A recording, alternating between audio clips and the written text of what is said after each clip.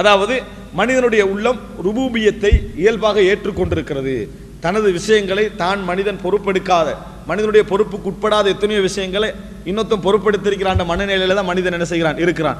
என்னதான் நோய் உண்டாகிவிட்டாலும், ஒரு மனிதனுக்கு மருத்துவம் மூலம் ஆரோக்கியம் கிடைத்தாலும், எல்லா மனிதனுடைய இயல்பிலேயே நோய்க்கு காரணமாக எவ்வளோ விளக்கங்கள் சொல்லிட்டாலும், ஆரோக்கியத்துக்கு காரணமாக மருத்துவத்தை சொல்லிவிட்டாலும், உள்ளத்தில் இதை தாண்டி ஒரு சக்தி தான் என்னை செயல்படுத்துகிற என்ற ஆழ்ந்த நம்பிக்கை என்ன செய்கிறது எல்லோருக்கும் இருப்பதை பார்க்கிறோம். ஆபத்து நேரங்கள் அதை உணர்றான், ஆபத்து நேரங்களில் அதை உணர்றான், அருள்மிக்க நேரங்கள் அதை உணர்கிறான். இந்த பகுதி நாங்கள் முதலாவது வம்சத்தில் நிறைய என்ன செய்தோம், நம்ம படித்தோம். நான்காவதாக என்ன செய்கிறாருன்னு அதாவது பகுதியாக போடுறாருன்னு சொன்னால் நிர்வாகம். இறைவன் தான் இந்த உலகத்தை தனித்து என்ன செய்கிறான், நிர்வாகம் செய்கிறான். அப்படி என்ற பகுதியை முல்க் அதிகாரத்துக்குள்ளது. ஏன்னா இந்த உலகத்தில் முழுமையாக சொந்தம் கொண்டாடக்கூடியவர்கள் நம்ம யாரையும் என்ன செய்யலை, நம்ம பார்க்கல. இந்த உலகத்தை யாராவது டோட்டல் உலகம் எனக்கு தாண்டி யாராவது சொல்லிக்கிறானா, சொன்னது கிடையாது.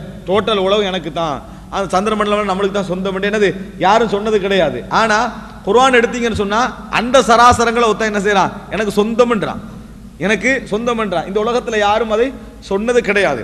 அதனாலதான் அல்லாஹ் தஆலா குர்ஆன்ல சொல்லி காட்டுகிறான். அதாவது ஃபிரௌனுடைய சமுதாயம் இது எனக்கு நைல் நதி எனக்கு கீழால ஓடுது, நான் தான் அதிகாரத்தில் உள்ளவன் என்றெல்லாம் சொன்னார்கள். அவர்களை நாம் அழித்தோம். அழித்த நேரத்தில் அல்லாஹ் தஆலா சொல்றேன் அப்படின்னா அவர்களுக்காக வானம் அளவும் இல்லை, பூமி அளவும் இல்லை. அவர்களுக்காக வானம் அளவும் இல்லை, பூமி அளவும் இல்லை. அதற்கு பின்னால் இன்னொரு சமுதாயத்தை அந்த இடத்துக்கு கொண்டு வந்து நிறுத்தினோம் என்று அல்லாஹ் தஆலா சொல்றான். எனவே இந்த உலகத்தை பொறுத்த வரைக்கும் அல்லாஹ் குர்ஆன்ல சொல்றான், அல்லாஹ்வுக்கு குழந்தை இருக்கிறது என்று சொல்வதனால வானங்களும் பூமியும் வெடித்து சிதற பார்க்கின்றன என்றான். யாருக்கு சொன்னா மட்டும் இந்த உலகம் பதறும் தெரியுமா? இறைவனுக்கு சொன்னா மட்டும்தான். ஃபிரௌனே அழிஞ்சாலும் வானம் அழாது, பூமியும் அழாது என்று அல்லாஹ் தஆலா சொல்லி காட்டுறான். இறைவனுக்கு எதுவும் இருந்தால் இந்த உலகத்திலே ஒரு என்ன செய்யும், ஒரு அசைவு. அல்லாஹ் தஆலா சொல்ற இந்த குர்ஆனை நாம் மலையின் மீது இறக்கி இருந்தால் அது அச்சத்தின் காரணமாக வெடித்து என்னது சிதற பார்க்கிறது என்ற மாதிரி அல்லாஹ் தஆலா என்ன செய்யறான் சொல்லி காட்டுறான். ஆனா மனிதனை பொறுத்த வரைக்கும் என்ன மாற்றம் இருந்தாலும் அவனுக்கு சொந்தமும் இல்லை, இது அதற்காக வேண்டி அழப்போறதும் கிடையாது. மறுமை நாளுடைய அம்சத்தை அல்லாஹ் குர்ஆனிலே சொல்லுகிற நேரத்தில் அதாவது யௌம இதின் துஹத்திது அக்பாரஹா பிஅன்ன ரப்பக அவ்ஹாலஹா, அன்றைய தினம் பூமி தனது செய்திகளை மனிதனுக்கு சொல்லும். அன்றைய தினம் பூமி தனது செய்திகளை மனிதனுக்கு சொல்லும், தனது இறைவன் வகை அறிவித்தவைகளை என்று அல்லாஹ் தஆலா சொல்லி காட்டுகிறான். எனவே இந்த உலகத்தை பொறுத்த வரைக்கும் இயல்பிலேயே யாரும் சொந்தம் கொண்டாடியது கிடையாது. இறைவன் தான் முல்க் அனல் மலிக், நான் தான் சொந்தமானவன். அப்படி என்ற இறைவன் மறுமை நாள் நேரத்தில் நிரூபிப்பான்.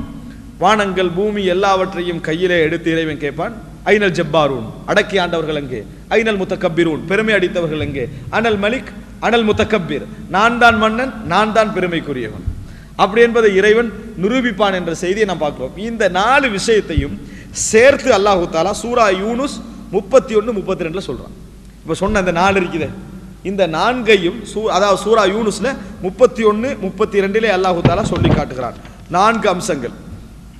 அதாவது முதல் அம்சம் அல்லாஹ் தஆலா படைப்பில் தனித்தவன் என்றது, இரண்டாவது ரிஸ்க்குக்கு அவன் பொறுப்பெடுத்திருக்கிறான் என்பது, மூன்றாவது மனிதனுடைய இயற்கை அதற்கு சாட்சி சொல்வது, நான்காவது இறைவன் நிர்வாகத்தில் தனித்தவன் தனக்கு சொந்தம் என்று இறைவன் இவைகளை அதாவது சொல்லுவது. இந்த 4ஐயும் சேர்த்து அல்லாஹ் குர்ஆனிலே சொல்லி காட்டுகிறான். சூரா யூனுஸ் 31, 32 குல் மை யர்ஸுகுகும் மினஸ் ஸமாஇ வல் அர்த் அம்மன் யம்லிகு ஸம்அ வல் அப்ஸார் வமன் யுக்ரிஜுல் ஹய்ய மினல் மய்யித்தி வ யுக்ரிஜுல் மய்யித்த மினல் ஹய் வமன் யுதப்பிருல் அம்ர ஃபஸயகூலுன அல்லாஹ் ஃபகுல் அஃபலா தத்தகூன் ஃபதாலிகுமுல்லாஹு ரப்புகுமுல் ஹக் ஃபமாதா பஅதல் ஹக் இல்லா ضلال. அல்லாஹ் தஆலா சொல்கிறான், குல் நபியே சொல்லுங்கள், மை யர்ஸுகுகும் மினஸ் ஸமாஇ வல் அர்த் வானங்களிலும் பூமியிலும் உங்களுக்கு ரிஸ்க் அளிப்பவன் யார் என்று அவரிடத்திலே கேளுங்கள். அம்மை யம்லிகு ஸம்அ வல் அப்ஸார் பார்வைகளையும் கேள்விகளுக்கும் சொந்தமானவன் யார், முல்க் சொந்தமானவன் யார் அப்படி என்று கேளுங்கள்.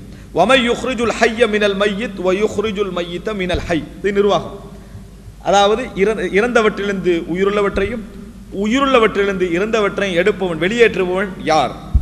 வமை யுதப்பிருல் அம்ர் இந்த நிர்வாகங்களை செய்பவன் யார். இந்த உலகத்துடைய நிர்வாகம் நடக்குது, ஒரு பெரும் நிர்வாகம் இந்த உலகத்தில் என்ன செய்யுது நடக்கு, இந்த நிர்வாகத்தை செய்பவன் யார் என்று கேளுங்கள். ஃபஸயகூலுன அல்லாஹ் அவர்கள் சொல்வார்கள் அல்லாஹ் என்று சொல்வார்கள். ஃபகுல் அஃபலா தத்தகூன் இது உங்களோட நம்பிக்கையாக இருந்தால் நீங்கள் இறையச்சமுடையவர்களாக மாற மாட்டீர்களா, அஞ்ச மாட்டீர்களா அப்படி என்று சொல்லி அல்லாஹு தஆலா சொல்லிட்டு ஃபதாலிகுமுல்லாஹு ரப்புகுமுல் ஹக் இதான் உங்களது உண்மையான இறைவன். ஃபமாதா பஅதல் ஹக் இல்லா ضلال ஹக்குக்கு பின்னால வழிகேட்டை தவிர வேற எதுவும் இல்லை என்று அல்லாஹ் தஆலா சொல்கிறான். இப்போ இந்த 4 விஷயங்களையும் சேர்த்து இந்த வசனத்தில் அல்லாஹ் தஆலா சொல்லி காட்டுகிறான். இப்போ இவைகள் நம்ம எப்படி புரிந்து கொள்ள வேண்டும் சுருக்கமாக என்று சொன்னால், முதல் அம்சம் இறைவன் ஒருவனால் தான் படைப்புகள் உருவாக்கப்பட்டன என்று நம்புவது ஆஸ்திகம். அடுத்த 3 பகுதியில் முதல் கட்டம் படைப்பிலும் நிர்வாகத்திலும் இறைவன் தனித்தவன், அதுல யாரும் கூட்டு இல்லை என்பதை நிரூபிக்கக்கூடிய அம்சங்கள். அடுத்த பகுதியாக ஃபஸ்லு சாலிஸ், 3வது பகுதியாக எதை கொண்டு வருகிறார் என்று சொன்னால், அல் ஈமானு பி இலாஹியத்தில்லாஹி தஆலா லில் அவ்வலீன வல் ஆஹிரீன். எல்லோருக்கும் வணக்கத்துக்குரியவன் அல்லாஹு ரப்புல் ஆலமீன் ஒருவன் தான் என்று நம்புவது. இதுதான் தௌஹீதுல் உலூஹிய்யா. இதற்குத்தான் உலகத்தில் நபிமார்கள் அனுப்பப்பட்டார்கள், இதற்குத்தான் இந்த உலகத்திலே போராட்டங்கள் நடந்தன, இதில் தான் இஸ்லாத்தோடு ஏனைய மதங்கள் என்ன செய்கின்றன, வேறுபடுகின்றன. இந்த பகுதி தான் மிகவும் அதாவது மற்றவர்களால் ஏற்றுக்கொள்ள முடியாத மிகவும் கஷ்டமான பகுதி இந்த பகுதி தான் என்பதை நம்ம புரிந்து கொள்ள வேண்டும். குர்ஆனில் நபிமார்கள் அனுப்பப்பட்ட நோக்கம் எல்லாத்தையும் நீங்கள் எடுத்து பார்த்தீங்கன்னா இதான் சொல்லப்படுவதை நம்ம பார்க்கிறோம். வலகத் பஅத்னா ஃபீ குல்லி உம்மத்தின் ரசூலன் அன் இஅ்புதுல்லாஹ வஜ்தனிபுத் தாகூத். ஒவ்வொரு சமுதாயத்திலும் ஒரு தூதரை அனுப்பினோம். எதற்காக?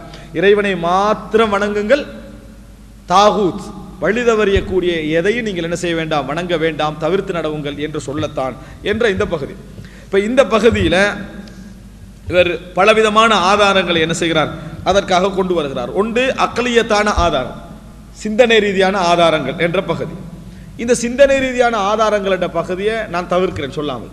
காரணம் என்னன்னு சொன்னால், இந்த பகுதி நம்ம என்னது நிறைய கேட்ட பகுதி. சிந்தனை ரீதியாக வணக்கத்துக்குரியவன் இறைவன் தான் என்பதை நம்ம இயல்பாகவே என்ன செஞ்சிடலாம், நிரூபிக்க முடிந்த எங்களுடைய ஃபித்ராவுடைய அதாவது இயற்கையான சிந்தனையில் பதிஞ்ச ஒரு பகுதி.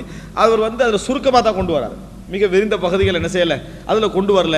இணை வைப்பாளரிடத்தில் இறைவன் கேட்கும் கேள்வி என்ற தலைப்பில் நாம் இது விரிவாகவே என்ன செஞ்சிட்டோம், அந்த பகுதி எல்லாவற்றையும் கொண்டு வந்தோம். இதை விரிவாக அறிந்து கொள்ள வேண்டும் என்று நினைக்கக்கூடியவர்கள், சிந்தனை ரீதியாக விரிவாக அறிந்து கொள்ள வேண்டும் நினைக்கக்கூடியவர்கள் அந்த தலைப்பு ஃபாலோ பண்ணோம்னு சொன்னால் தெளிவாக என்ன செய்யும், அதுக்குரிய ஆதாரங்கள் கிடைக்கும். ஆனால் இவர் அதாவது நக்கலியத்தான அதாவது குர்ஆன் சுன்னாவிலே வரக்கூடிய ஆதாரங்கள் அப்படி என்று சொல்லி ஒரு பகுதி கொண்டு வரார். அது நம்ம அதாவது நம்ம அவருடைய உள்ளடக்க நம்ம புரிந்திருந்தாலும் கூட அல்லாஹ் அதை எப்படி சொல்கிறான் என்ற அணுகுமுறை நம்மளுக்கு என்ன செய்யணும், தெரிந்திருக்க வேண்டும். தனது ஏகத்துவத்தை தான் மட்டும்தான் வணங்கப்பட வேண்டும் என்ற அம்சத்தை அல்லாஹ் எப்படி சொல்கிறான் என்றது நம்ம 1-2 வசனங்களாக என்ன செய்திருக்கணும், தெரிந்திருக்க வேண்டும் என்பதனால சொல்றேன். சூரா ஆல இம்ரான் 18வது வசனம் அல்லாஹு தாலா சொல்றான். எப்படி சொல்றான் அல்லாஹு தாலா பாருங்க, ஷஹீத் அல்லாஹ், அல்லாஹ் சாட்சி சொல்கிறான், அல்லாஹு தாலா சாட்சி சொல்கிறான், அன்னஹு லா இலாஹ இல்லாஹு, வணக்கத்துக்குரியவன் அவனை தவிர வேறு யாரும் இல்லை என. யார் சாட்சி சொல்றா? அல்லாஹு தாலா சாட்சி சொல்றான். அதாவது அஷ்ஹத், நான் சாட்சி சொல்றேன், அல்லாஹ் சொல்றான். ஷஹீத் அல்லாஹ், அல்லாஹ் சாட்சி சொல்கிறான்.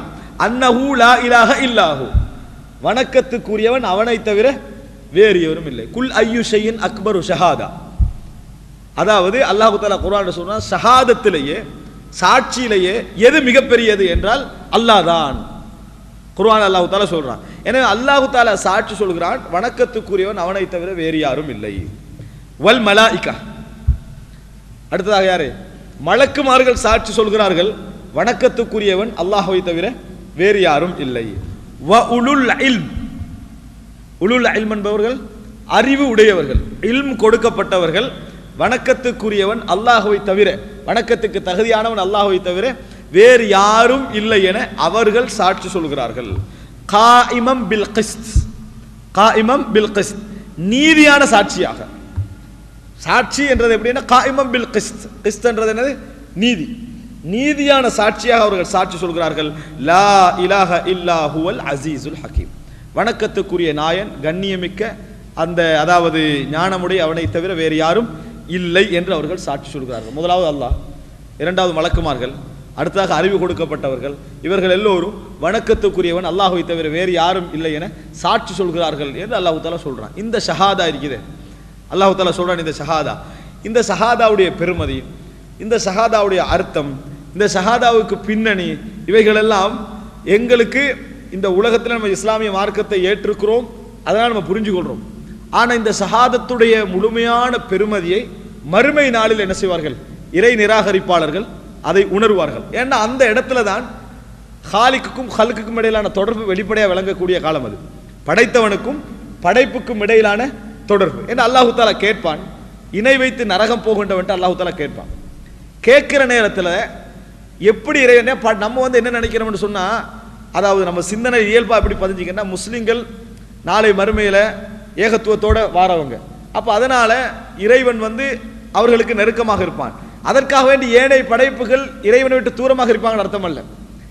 ஏனைய படைப்புகளுக்கு இறைவன் தான் படைத்தான் என்பது எழும்புகிற நேரத்தில் என்ன செஞ்சிடும், வெளிப்படையாக அப்படி வெள்ளிடை மலையாக அதை என்ன செஞ்சிடும், விளங்கிடும். அதனால் அல்லாஹ் கேட்பான், நரகத்தில் போடப்படக்கூடியவனை கேட்டு, இந்த உலகமும் அதில் உள்ளவைகளும் உனக்கு இருந்தா நரகத்திலிருந்து தப்புறதுக்கு அதை நீ பரிகாரமா தருவியான்னு அல்லாஹ் கேட்பான்.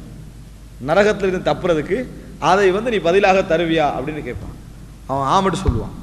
அல்லாஹ் தாலா சொல்லுவான், இதை விட சின்ன ஒன்று நான் உலகத்தில் கேட்டேன், என்னைய மட்டும் வணங்குன்னு சொல்லி.